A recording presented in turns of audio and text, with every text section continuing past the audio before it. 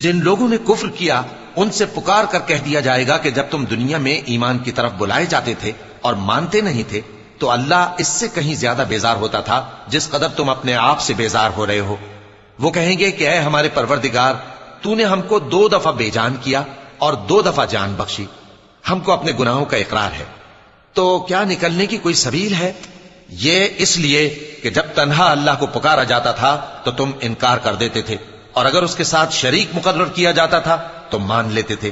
سو حکم تو اللہ ہی کا ہے جو بلند و بالا ہے، بڑا ہے۔ وہی تو ہے جو تم کو اپنی نشانیاں دکھاتا ہے اور تم پر آسمان سے رزق اتارتا ہے، اور نصیحت تو وہی حاصل کرتا ہے جو اس کی طرف رجوع کرتا ہے۔ تو اللہ کی عبادت کو خالص کر کے اسی کو پکارو، اگرچہ کافر برا ہی مانے۔ وہ مالک درجات عالی اور صاحب عرش ہے، اپنے بندوں میں سے جس کو چاہتا ہے اپنے حکم سے وہی بھیجتا ہے